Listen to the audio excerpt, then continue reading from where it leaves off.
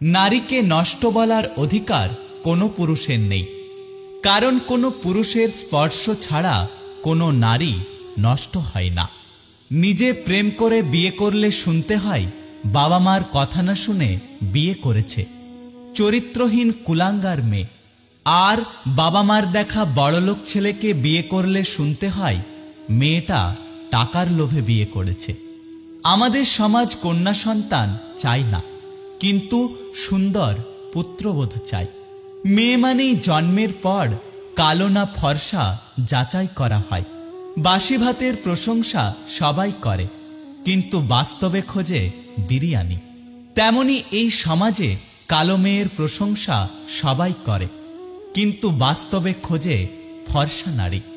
আসলে যে মেয়েটা আপনার বুকে ঘুমায় সেটা আপনার কন্যা, আর যে মেয়েটা আপনার পাশে ঘুমায় সেটা আপনার বউ। যে মেয়েটা আপনার পাশের রুমে ঘুমায় সেটা আপনার আদরের ছোট বোন।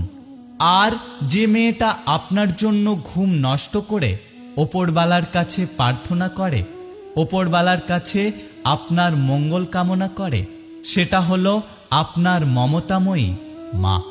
তাহলে রাস্তা বা পাশ দিয়ে হেঁটে যাওয়া মেয়েটা মাল হয় কি করে, ধর্ষণের শিকার হয় কি করে?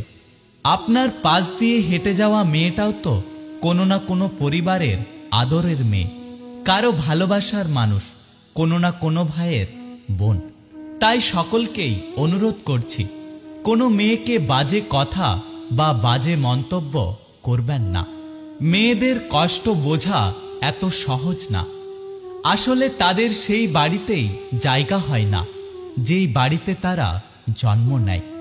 মানুষ বড়লোক হলে ভুলে যায় যে সেও একদিন গরিব ছিল, শিক্ষক হলে ভুলে যায় যে সেও একদিন ছাত্র ছিল। তেমনি অধিকাংশ মায়েরা শাশুড়ি হলে ভুলে যায় যে তারাও একদিন বৌমা ছিল। একটা মেয়ে যে বাপের বাড়িতে এত আদরে থাকত, সে কোনো রান্না করতে পারত না, কিন্তু শ্বশুর বাড়িতে গিয়ে সেই মেয়েটাই সেরা রাঁধুনি হয়ে ওঠে। ফ্যামিলির দিকে তাকিয়ে নিজের সব ইচ্ছে আশাগুলোকে বিসর্জন দেয়। আসলে কি জানেন তো, একটা মেয়ের মাঝে সব সময় সব গুণ খুঁজতে নেই। আসলে তারাও একটা মানুষ, কোনো যন্ত্রাংশ নয় যে তাদের মধ্যে কোনো ভুল থাকবে না। মেয়ে মানে যতদিন তোমার মুখ বন্ধ ততদিন তুমি সবার কাছে মিষ্টি, আর যেদিন মুখ খুলবে সেদিন থেকে তুমি সবার কাছে খারাপ হয়ে যাবে। মেয়ে মানে শ্বশুর বাড়িতে সব নির্যাতন সহ্য করে বাড়িতে ফোন করে হাসি মুখে বলতে হয়, হ্যাঁ আমি ভালো আছি। হ্যাঁ, এটাই হলো মেয়েদের জীবন। যদি ভিডিওটি ভালো লেগে থাকে অবশ্যই পাশে থাকবেন। দেখা হচ্ছে পরের ভিডিওতে। সুস্থ থাকবেন।